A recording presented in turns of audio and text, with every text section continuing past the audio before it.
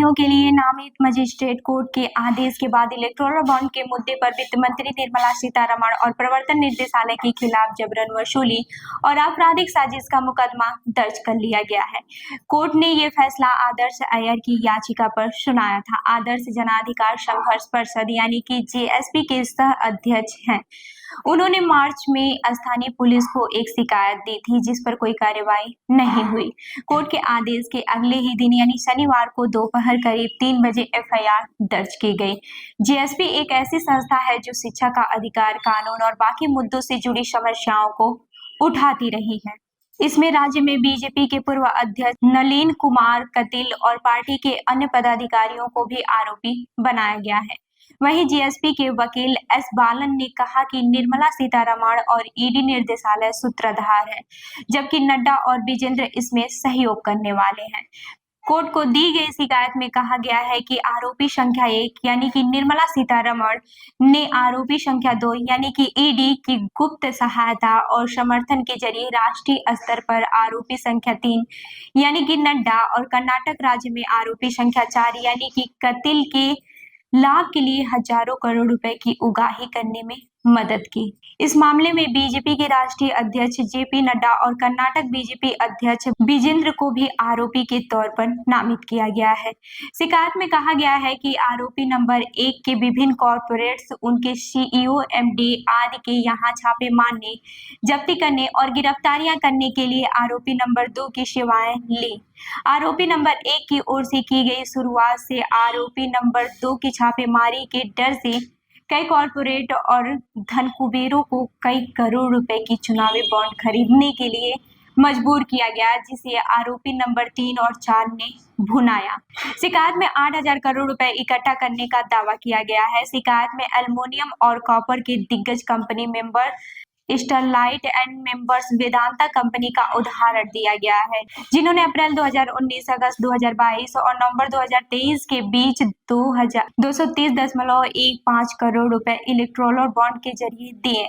वहीं members Aurobindo pharma group of companies ने 5 जनवरी 2023, 2 जुलाई 2022, 15 नवंबर 2022 और 8 नवंबर 2023 के बीच 49.5 करोड़ रुपए दिए।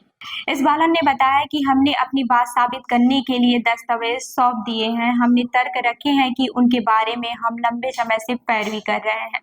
हमारे पास लगभग 10 स्थगनादेश हैं। आरोपियों के खिलाफ एफआईआर दर्ज करने का आदेश देने से पहले कोर्ट इस बात को लेकर सहमत था कि प्रथम दृष्टया इन लोगों के खिलाफ मामला बनता है। ये शिकायत सीआरपीसी की धारा 156(3) के तहत दर्ज कराई गई है। जुर्माने और जुर्माने रहित 7 साल से कम की कैद की सजा वाले अपराध के लिए अतिरिक्त चीफ जुडिशियल मजिस्ट्रेट बेंगलुरु का कोर्ट निर्धारित है। इन अपराधियों के लिए आईपीसी की धारा 384 यानी कि जबरन वसूली, 120 बी आपराधिक साजिश के साथ ही आईपीसी की धारा 34 एक मकसद के लिए कई लोगों की एक साथ मिलकर की गई कार्रवाई के तहत केस दर्ज होंगे। वहीं वित्त मंत्री निर्मला सीतारमण इस मामले पर प्रतिक्रिया देने के लिए उपलब्ध नहीं थी। उनके दफ्तर से कहा गया था कि उज्बेकिस्तान गई हैं और इस समय उनसे संपर्क करना मुश्किल है।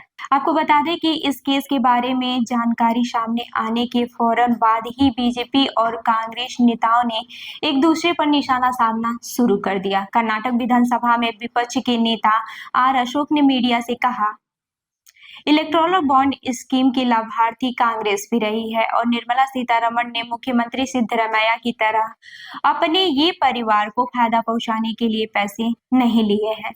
जब से राज्यपाल थावर चंद गहलोत ने सीएम सिद्धरामैया के खिलाफ मुंडा से जुड़े मामले में केस चलाने की मंजूरी दी है, तब से बीजेपी उनका इस्तीफा मांग रही है। कर्नाटक हाई कोर्ट की ओर से राज्यपाल की दी गई मंजूरी को रद्द करने के लिए दी गई सिद्धरामैया की अर्जी को खारिज कर दिया गया। इसके बाद बीजेपी की मांग जल्द ही विरोध प्रदर्शनों में बदल गई। शुक्रवार को जब सिद्धरामैया बड़ी संख्या में जुटे पार्टी कार्यकर्ताओं से मिल रहे थे, तभी बीजेपी ने मैसूर में प्रदर्शन किया। देर शाम मैसूर की लोकायुक्त पुलिस ने विशेष अदालत के निर्देशों में एफआईआर दर्ज की। वहीं निर्मला सीतारमण के खिलाफ सोमवार को एफआईआर दर्ज करने की संभावना थी, लेकिन शनिवार की दोपहर में ही यह एफआईआर दर्ज कर ली गई। बीजेपी के एक नेता ने पहचान जाहिर न करने की शर्त पे बताया, हम एफआईआर को रद्द करने की मांग को लेकर हाई कोर्ट में अपील करेंगे। वहीं दिलचस्प बात यह है कि सिद्धरामैया की लीगल टीम भी उनके खिलाफ एफआईआर को रद्द करने के लिए हाई कोर्ट का दरवाजा खटखटाने की तैयारी कर रही है। सोमवार को हाई कोर्ट में अपील दायर करने की आखिरी तारीख है, क्योंकि इसके बाद कोर्ट की छुट्टियां शुरू हो जाएंगी। तो इस खबर पर क्या है आपकी राय, हमें जरूर बताइएगा। मैं हूँ रूबी आपके साथ और आप देख रहे हैं जनतन पर न्यूज। धन्यवाद।